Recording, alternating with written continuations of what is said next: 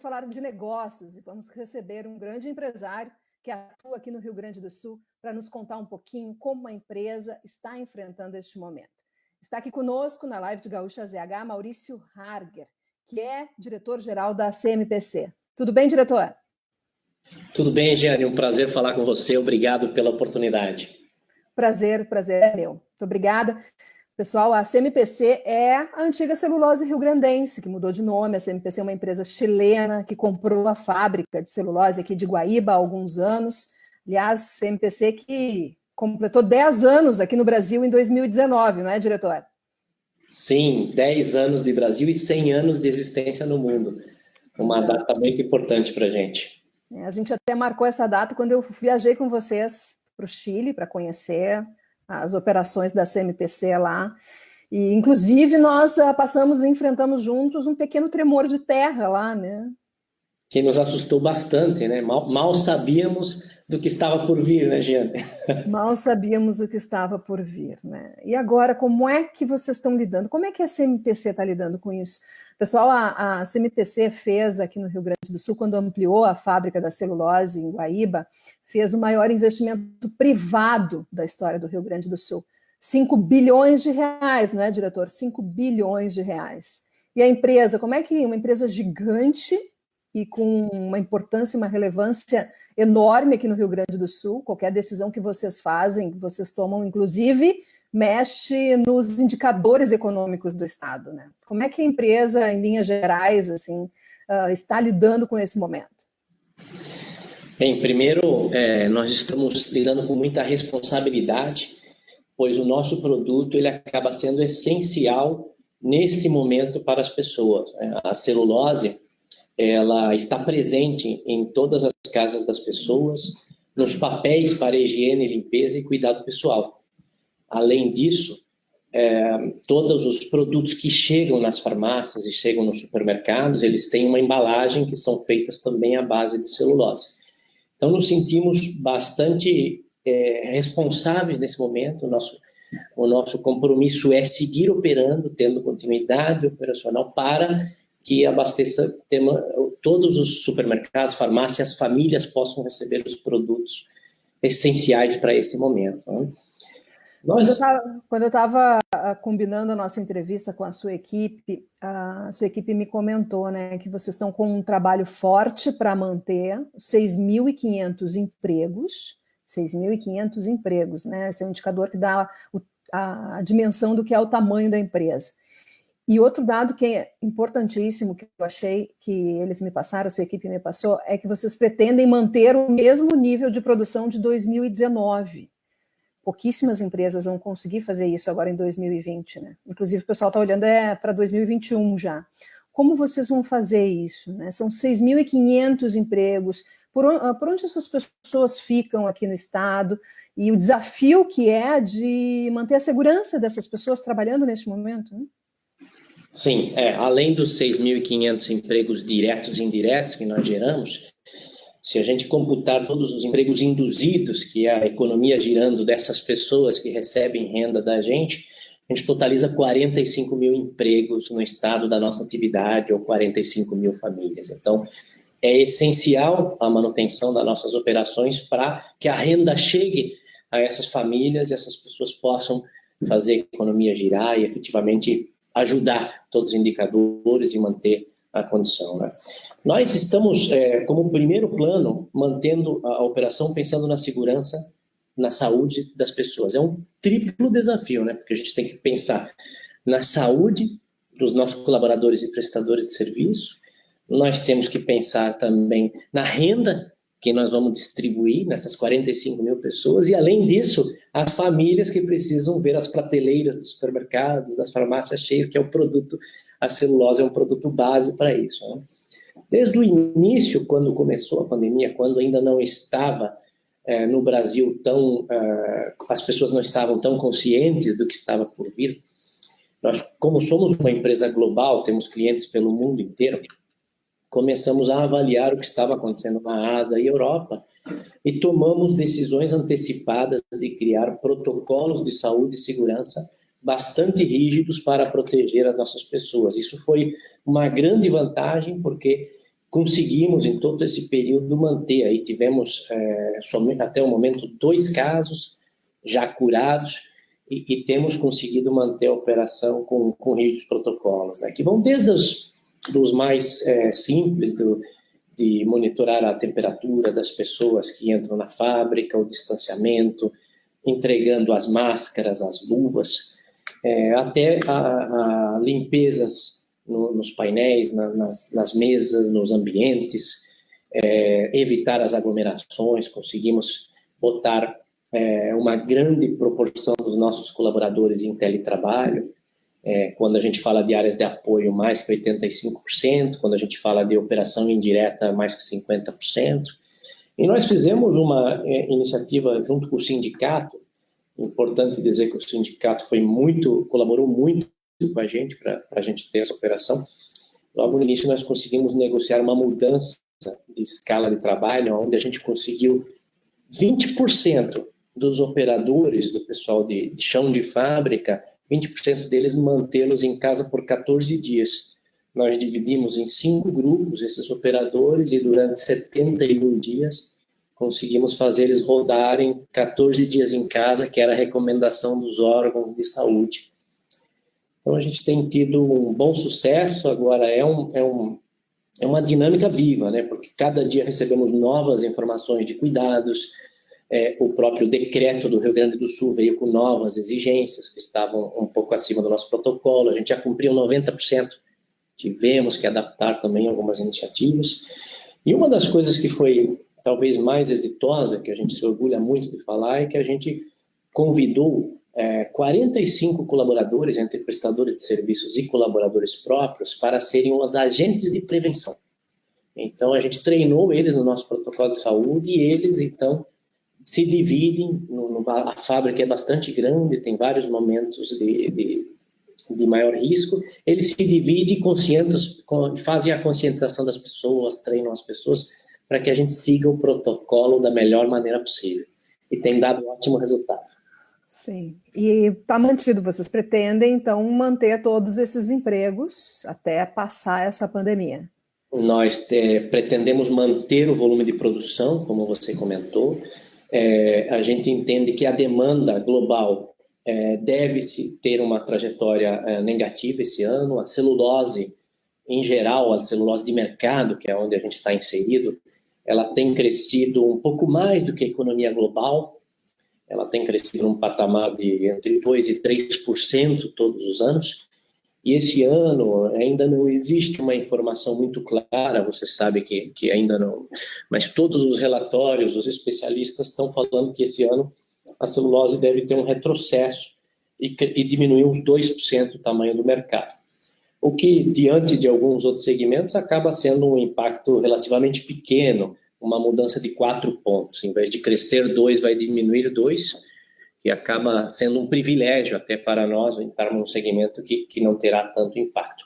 Como consequência dessa demanda, então a gente consegue manter a nossa operação rodando em plena capacidade. A ideia é ter um volume igual ao ano anterior, o que é uma boa notícia para o Estado, para os prestadores de serviço, para os colaboradores, para a geração de renda, para a geração de impostos, de maneira geral. Sim, e vocês, aqui do que é produzido aqui no Rio Grande do Sul, quanto fica aqui, quanto é vendido para o resto do país e quanto vai para o exterior, diretor? Do ponto de vista venda, a gente tem uma exportação na ordem de 92% de toda a nossa produção. Só 8% fica aqui entre os estados do Sul até São Paulo, que é onde está localizada a nossa venda. Mas mais importante do que a venda é o que a gente faz em termos de compras. A gente compra no Brasil todos os anos 1,4 bi de reais para manter as nossas operações rodando. E a gente consegue, desses 1,4 bi de reais, deixar 1 bilhão de reais no Rio Grande do Sul todos os anos. E ainda na cidade de Guaíba, a gente consegue deixar 500 milhões todos os anos. E isso é que acaba fazendo essa distribuição de renda, esse efeito na economia gaúcha e na economia brasileira. A gente fala muito da fábrica de Guaíba, né, diretor? Mas vocês estão espalhados por todo o Rio Grande do Sul, com porto, com bases florestais. Eu gosto de falar de empregos porque é algo que é fácil para a gente conseguir visualizar, né, para o nosso ouvinte também. Como fica essa divisão dos empregos que a gente tem falado dentro dessas operações que vocês têm prestado? São 6.500 empregos diretos, cerca de 2.000 e uns 2.300 mais ou menos estão localizados aqui na unidade de Guaíba, e todos os demais, que aí estão entre 70 municípios do estado, aproximadamente. São algo como 900 propriedades rurais, 900 florestas, que cada ano tem uma distribuição diferente de colheita, de silvicultura, e esses 3.000 e poucos funcionários acabam estando distribuídos nesses 70 municípios. Além disso, tem sim uma operação ainda fixa na cidade de Pelotas, que acaba aproveitando, né? A gente tem um case de sustentabilidade, 100% da nossa celulose exportada vai por hidrovia até o Porto de Rio Grande, onde a gente tem uma operação grande, armazenagem e a exportação. E essa barcaça, para não voltar vazia, a gente acabou adquirindo propriedades lá no sul. Então a barcaça vai a Pelotas, lá a gente também tem uma base fixa, um porto, enche de madeira, de tora, e traz para a planta de Guaíba. Então lá também tem uma operação fixa relevante. Sim. Eu imagino também que vocês estejam mantendo um contato bastante frequente, né, com a sede no Chile. E como é que vocês veem o que está acontecendo? Por mais que a gente tenha todos os dias mudanças, novas informações, porque eu pergunto isso para vocês, que são grandes empresas, porque o que vocês dizem, as projeções de vocês, como vocês estão prevendo e analisando esse momento, isso serve de referência para muitos pequenos que estão nos assistindo. Como é que vocês enxergam a intensidade e a duração dessa crise? A duração e a intensidade da pandemia em si e da crise, porque a gente sabe que a crise não vai se restringir apenas ao período da pandemia. A gente vai passar a pandemia, ela vai acabar e a crise vai continuar por um tempo. Como é que vocês estão analisando? Qual é o cenário que vocês estão trabalhando como um cenário mais provável disso? Principalmente na questão duração e intensidade. A gente, sob o ponto de vista de voltar a um novo normal, ou voltar ao que nós conhecíamos como normal, mais próximo do que nós conhecíamos, na informação que nós temos hoje, a gente entende que vai ser entre os meses de julho e agosto em que deve haver mais proximidade com o normal que nós conhecemos. Quanto ao impacto na economia, seja local quanto global, aí a gente é muito difícil a gente fazer projeções, diversos negócios diferentes. No nosso negócio, nós entendemos que tem segmentos que sofrerão bastante, como, por exemplo, os papéis para a impressão, toda a parte de livros, os escritórios, universidades, escolas estão fechadas, isso vai sofrer muito sob o ponto de vista da demanda. Quando a gente fala dos papéis de embalagem, o papelão, embalagens de maneira geral, esses nós entendemos que terá um impacto mais neutro, porque apesar de ter uma diminuição da atividade econômica, as pessoas estão pedindo mais coisas em casa que tem que ser reembalada. E aí tem um outro segmento que é toda a parte que a gente chama de tissue, que são os papéis para higiene, limpeza, cuidados pessoais. Esse sim está tendo uma demanda maior, momentânea, por conta da crise. A gente acha que isso segura, ele vai ser mantido com uma demanda maior, as pessoas adquirem um hábito de usar mais papel. Então o nosso segmento ele vai ter comportamentos diferentes, apesar de ter positivos e negativos, ainda fica negativo esse ano, e aí volta a taxa de zero e de crescimento nos próximos anos. Quando a gente fala de economia como um todo, aí a companhia não tem se posicionado em comentar esse respeito, mas nós entendemos que os próximos anos serão de adaptações, serão anos um pouco difíceis para nós como sociedade, como governo, para recuperar de todo esse impacto, não só econômico, quanto social. Sim, sim.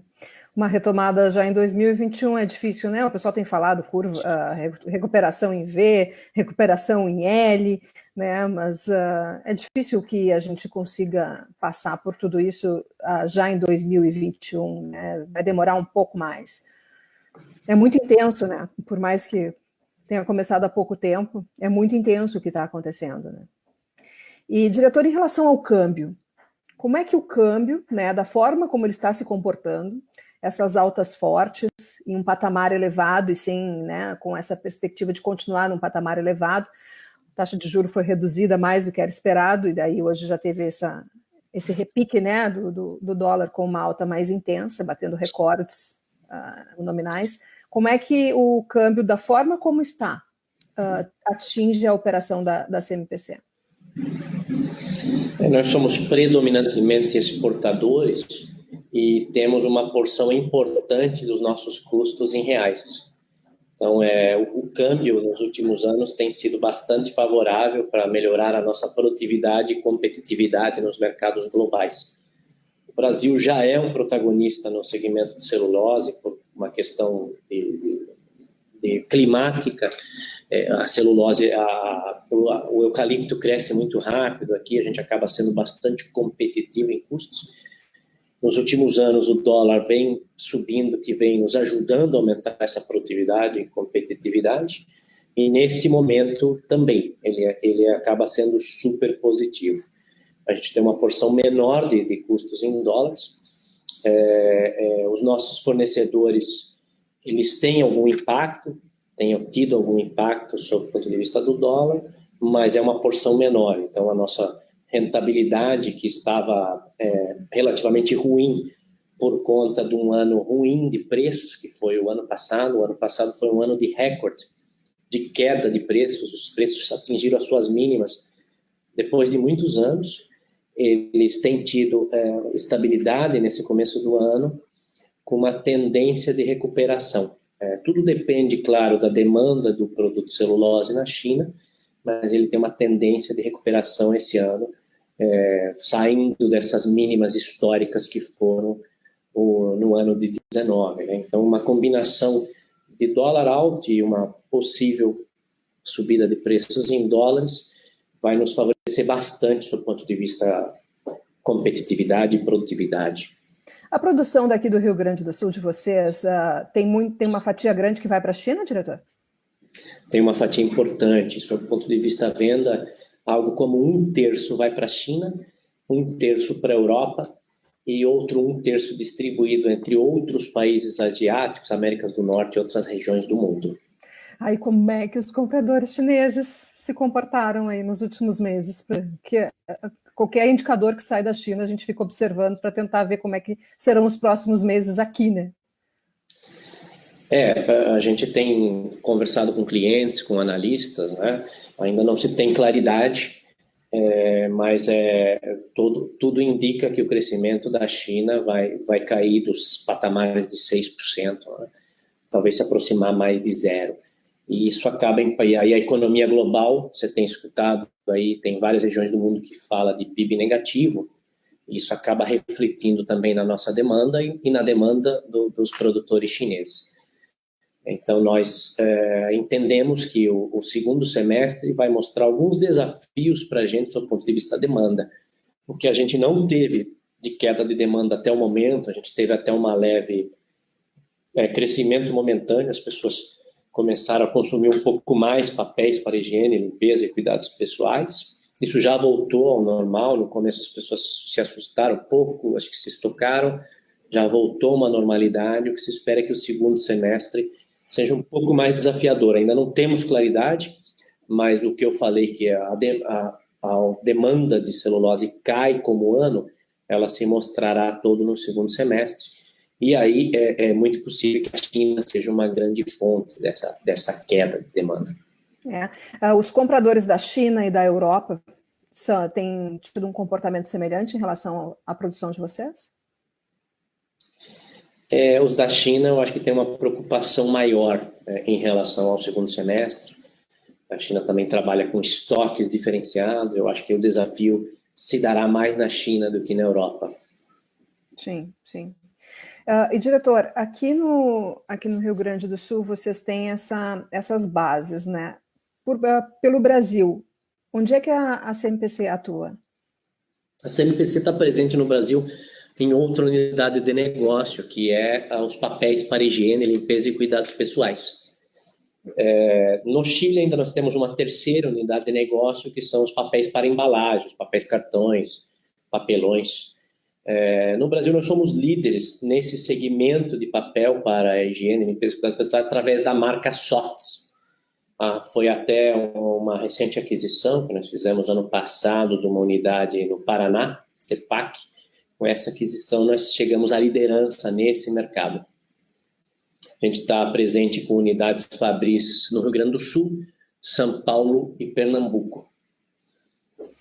E, presidente, vocês tinham investimentos previstos aqui para o Rio Grande do Sul, né? Enfim, do tamanho de vocês, qualquer pequeno investimento de manutenção que seja já mexe montanhas, né? Dos investimentos previstos aqui para o Estado, para 2020, alguma coisa precisou ser revista já? Alguma coisa ampliada? Alguma coisa reduzida? Como é que vocês estão lidando com isso? Como companhia global, e são os números que a gente acaba compartilhando, a gente tem, em média por ano, um investimento na ordem de 500 milhões de dólares distribuído em todas as unidades. Obviamente que Guaíba é a subsidiária mais relevante, 43% da produção de celulose, chega a algo como 35%, 40% do resultado do grupo globalmente, então acaba sendo uma fatia importante. Esse tipo de informação enche a gente de orgulho, né? A gente sim tem trabalhado em postergação e cancelamento de alguns investimentos, mas não os fundamentais. Os fundamentais a gente tem mantido, a companhia é uma companhia que pensa no longo prazo, completamos 100 anos agora no mês de março, então é uma companhia que passou por diversas crises, está acostumada e trabalha com uma visão perene de longo prazo, né? Então, os investimentos fundamentais são preservados. O que seriam os investimentos fundamentais, diretor? Esses 500 milhões, eles têm a ver muito com a manutenção das operações, do ponto de vista de excelência, e alguns projetos de incrementos marginais de produtividade, capacidade, automação, eles estão muito relacionados a isso. Uhum. Esses são os fundamentais para manter a competitividade, manter, vamos dizer, os custos em linha, a produtividade, esses são os que nós temos para este ano.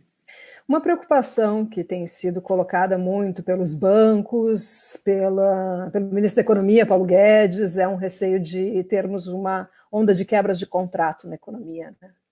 E, inclusive, como um recado claro tem sido dado para o judiciário, né? Até pelas decisões que vão ser tomadas. Vocês sentem alguma coisa nessa linha, no negócio de vocês, quebras de contrato, ou um nível muito elevado de renegociação? A companhia, como eu falei, tem 100 anos, ela é conhecida no mercado por uma estabilidade, uma gestão estável, muito respeito nos seus prestadores de serviços, colaboradores e comunidades onde está inserida.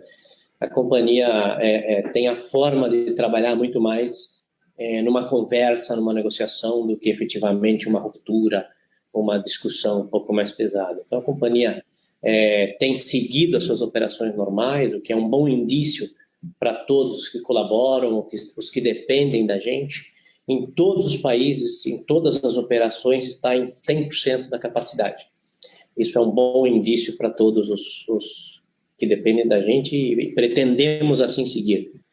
Temos desafios diários, claro, mas estamos super preparados, conforme eu falei recentemente, o decreto no próprio Rio Grande do Sul da atividade industrial, a gente já estava em 90% de cumprimento desse decreto, fizemos algumas adaptações e assim seguiremos para manter as operações rodando e, como consequência, distribuindo renda. Esse é um pouco do nosso objetivo. Muitas empresas têm feito algum tipo de adaptação na sua linha de produção, né? Quais são os produtos que estão sendo mais demandados agora, às vezes produtos novos, às vezes ajeitando aqueles produtos que já eram fabricados. Vocês fizeram isso também? Considerando essa realidade do momento agora, né? Que é uma realidade diferente. Como celulose, não. A gente tem basicamente um único produto que sai aqui da unidade de Guaíba, que é a celulose de fibra curta à base de eucalipto, então é o único produto, então não tem adaptação alguma. Agora, quando a gente olha no âmbito companhia global, em especial a marca Softs, ela adaptou sim, ela, como teve uma demanda aquecida no início da pandemia, ela acabou pegando os produtos que têm mais alta produtividade na linha para garantir estoque e garantir abastecimento da cadeia. Eu acho que agora já está voltando à normalidade. Uhum. E, diretor, aproveitando, eu já comentei antes como são importantes essas entrevistas que vocês dão, porque estão conduzindo negócios gigantes, como são importantes para servir de direcionamento também para os médios e pequenos empresários. Alguma dica que o senhor daria para esses empresários, que estão, muitos deles manifestam para mim, inclusive, que estão bastante perdidos assim, sobre o que fazer neste momento, como lidar com caixa, como lidar com os contratos, como fazer projeção de futuro, como lidar com os empregos que eles geram, né? Qual seriam as suas dicas para eles? Bem, eu não posso fugir das dicas financeiras, né, Giane? No momento, como já vivemos outras crises, é sempre muito importante avaliar os investimentos e ter uma postergação, segurar o dinheiro em caixa.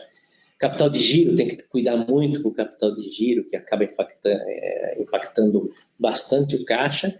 E os gastos fixos também é algo que tem que sempre ter que estar cuidado, porque você não tem uma previsibilidade da receita futura, então manter os gastos fixos mais controlados possível, né? Quanto ao emprego, eu acho que nós temos uma responsabilidade importante neste momento de tentar fazer o nosso melhor para manter todos os empregos. E eu acho que o governo tem tido uma ajuda importante, lançou uma MP que de repente é uma alternativa para os pequenos e médios, para que todos tenham aí um equilíbrio, uma ponderação entre empregado e empregador. Talvez esses sejam os caminhos que possam ser adotados. A CMPC não precisou adotar a redução de jornada, suspensão de contrato? Até o momento não, Giane. Até querem manter a produção, né? Então... Nós queremos manter a produção. Uhum. Tá certo, então. Muito obrigada pela entrevista. Força, né, para a gente, para enfrentar esse momento. Vai passar, vai passar. Diretor-geral da CMPC, Maurício Harger, muito obrigada pela entrevista. Um prazer. Obrigado a você, Giane. Muito obrigada, pessoal, pela audiência. E esse material ficará disponível em gaúchazh.com, para quem quiser depois assistir novamente. Obrigada novamente pela parceria de vocês.